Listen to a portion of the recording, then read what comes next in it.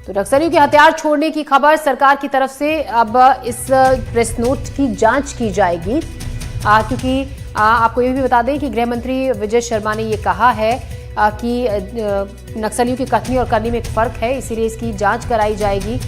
ये जो press note भेजा गया है जिसमें नक्सलियों ने एक ईमेल आईडी भी जारी किया है, उस पर सरकार से अपने विचार साझा करने की बात कही है, साथ ही हथियार छोड़ने की नक्सलियों ने बात कही है सरकार की तरफ। शांति वार्ता की उन्होंने अपील की है कि वो शांति वार्ता करना चाहते हैं। अब ये जो प्रेस नोट नक्सलियों की तरफ से आया है इसकी जांच कराई जाएगी। गृह मंत्री विजय शर्मा ने कहा कि पत्र की जांच सरकार कराएगी कि इसमें कितनी सच्चाई है, क्योंकि नक्सलियों की कथनी में और करनी में बड़ा अंतर है। क्योंकि जिस तरीके से नक्सलियों के खिलाफ लगातार ऑपरेशंस जारी हैं, नक्सलियों का जो के टॉप लीडर्स हैं वो मारे जा रहे हैं या सरेंडर कर रहे हैं। अब इस खबर पर ज्यादा जानकारी के साथ नीलेश त्रिपाठी हमारे संवाददाता और हमारे साथ विकास तिवारी जुड़ रहे हैं ज्यादा जानकारी के साथ। नीलेश, हम सबसे पहले आपसे ये जानना चाहेंगे, जो प्रेस नोट जारी किया गया है उसमें क्या कहा गया है विस्तार से नक्सलियों की तरफ से, क्योंकि हथियार छोड़ने की खबर सामने आई है कि नक्सलियों की तरफ से अब शांति वार्ता की अपील भी की गई है इसमें। बिल्कुल, देखिए एक प्रेस नोट जो जारी किया गया है जिसमें यही कहा गया है कि हथियार छोड़ने के लिए तैयार है नक्सली। 1 महीने का समय लिए मांगा गया है और कहा गया है कि सरकार की से वो डिमांड की गई है कि 1 महीने तक उनके ऊपर कोई एक्शन न लिया जाए। इस बीच जो लोग इसमें सहमत हैं इस बात से, और जो संगठन में ऐसे भी लोग हैं जो असहमत हैं, उनको सहमत करके बात रखी जाए। ये पूरे प्रेस नोट का लबुलुआब है, जो कहा जा रहा है कि अब वो हथियार डालने के लिए तैयार हैं। एक अगर उसमें एक लाइन में हम बात करें तो, लेकिन सबसे बड़ी बात यही है ज्योति कि ये प्रेस नोट क्या सही है, क्या माओवाद संगठन के द्वारा ही जारी किया गया है या फिर कोई और इसको जारी किया है, ये सबसे बड़ा सवाल है। क्योंकि खुद गृह मंत्री विजय शर्मा ने भी जो हमसे बातचीत की इस मामले में, तो उनका यही कहना था कि इस मामले की जांच की जाएगी कि ये पत्र सही है या नहीं। क्योंकि पत्र की भाषा, पत्र को लेकर जो भाषा का उपयोग किया गया है, जो तरीका उपयोग किया गया है जारी करने को लेकर, उसके समय की बात है, इन सारे बिंदु आमतौर पर जो माओवाद संगठन द्वारा पत्र जारी किए जाते रहे हैं उससे मेलजोल नहीं खाता है। ऐसे में यही एक बड़ा सवाल है कि कौन हमारे साथ नीलेश, आपको रोकना चाहूंगी। नीलेश, माफ कीजिएगा, बीच में रोक रही हूँ। डिप्टी सीएम विजय शर्मा हमारे साथ जुड़े हैं। विजय जी, आपका जुड़ने के लिए बहुत शुक्रिया। सवाल यही खड़ा हो रहा है कि जो प्रेस नोट भेजा गया है इसकी प्रमाणिकता को लेकर सवाल खड़े हो रहे हैं, क्या कहेंगे आप इसको लेकर?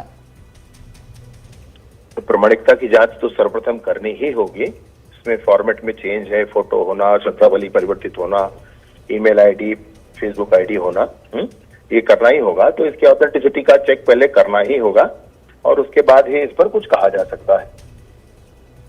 जी विजय जी, लेकिन जिस तरीके से नक्सलियों के खिलाफ ऑपरेशंस चलाए जा रहे हैं और बड़ी कामयाबी उसमें जवानों को मिल रही है, कहीं ना कहीं ये बौखलाहट नक्सलियों की है, जो इस तरीके से सरेंडर भी नक्सली लगातार कर रहे हैं, टॉप लीडर्स मार गिराए जा रहे हैं। मैं इसमें पूरी कहानी आपसे कहूं तो, पिछली बार जब विधानसभा का चुनाव छत्तीसगढ़ में था तो माननीय नरेंद्र मोदी जी का आगमन हुआ था और उन्होंने चुनावी सभा में कहा था कि हम नक्सलवाद समाप्त करेंगे। उसके बाद नई सरकार बनने के बाद जनवरी 2024 में माननीय अमित शाह जी ने आकर के उस बात की शुरुआत की और उसके बाद से जो रणनीतियां बनी है उसमें मार्गदर्शन माननीय विष्णुदेव साय जी का रहा है और कुल मिलाकर जो परिणाम आज निकलकर सामने आ रहा है ये काफी अच्छा है। बस्तर में सुख और शांति की स्थापना के लिए अच्छा है। बस्तर के गांव-गांव तक विकास की गंगा पहुंचे, गांव के विकास के मार्ग पर बिछा हुआ आईडी समाप्त हो और बस्तर के कोने कोने तक भारत का संविधान लागू हो, इसके लिए दृढ़ता पूर्वक सरकार काम कर रही है। जवानों के जोश, जवानों की भुजाओं की ताकत पर परिणाम निकल रहे हैं। बिल्कुल, बस्तर का विकास हो, उस पर काम सरकार की तरफ से किया जा रहा है और उसके नतीजे भी दिख रहे हैं। बहुत शुक्रिया विजय जी आपका हमसे बातचीत करने के लिए। विकास तिवारी भी हमारे सहयोगी हमारे साथ बने हुए। विकास, जिस तरीके से नीलेश भी अभी बता रहे थे और अभी हमारे साथ इस पूरे मामले पर विजय शर्मा जी भी जुड़े थे, उनका कहना था कि शब्दावली काफी डिफरेंट है, इसको लेकर ही सवाल खड़े हो रहे हैं क्योंकि नक्सलियों की कथनी में और करनी में बहुत फर्क होता है, इसकी जांच की जानी बहुत ज्यादा जरूरी है।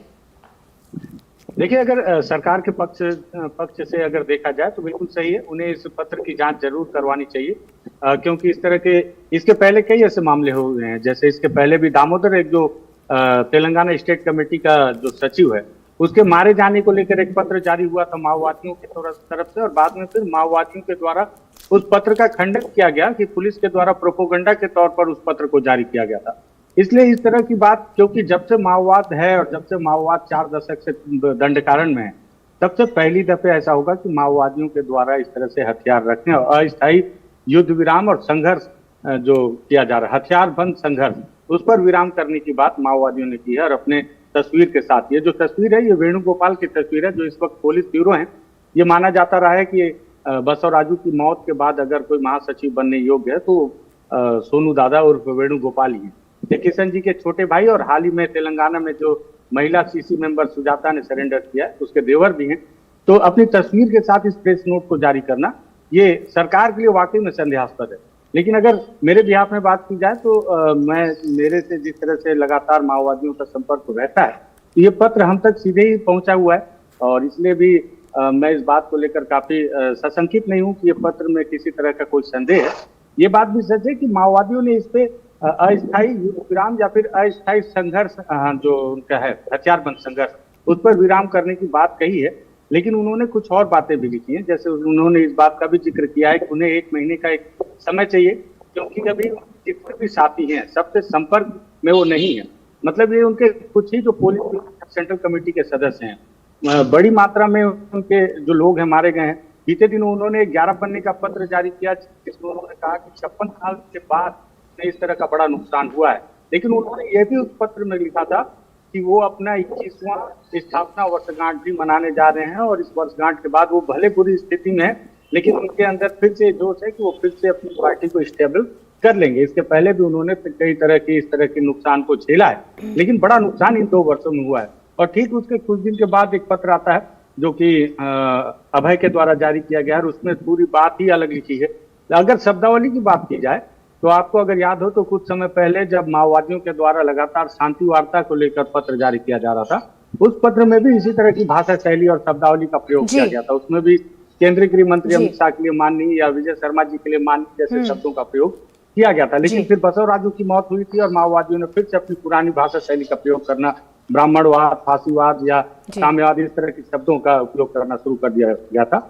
अब सबसे बड़ी बात यह है कि इसमें सरकार का क्या रुख होगा, क्योंकि माओवादियों ने अपनी बात रख दी है कि वो अब युद्ध विराम चाहते हैं, वो हथियार रखना भी चाहते हैं, और वो चाहते हैं कि 1 महीने के लिए सीज फायर हो, ताकि अपने सारे साथियों को, क्योंकि उन्हें इस बात का इल्म है कि अभी भी उनके सारे साथी इस बात से सहमत हो, जरूरी नहीं है, लेकिन वो सबसे संपर्क में नहीं हो पा रहा है, तो सबको एकजुट कर उन्हें मनाने और सहमत करने के लिए उन्हें 1 महीने का समय चाहिए। अब पूरा पाला जो है सरकार की तरफ में, सरकार क्या चाहती है, सरकार का क्या रुख रहता है। बहुत शुक्रिया विकास आपका जानकारी के लिए, बातचीत के लिए, और नीलेश आपका भी अपडेट देने के लिए बहुत शुक्रिया।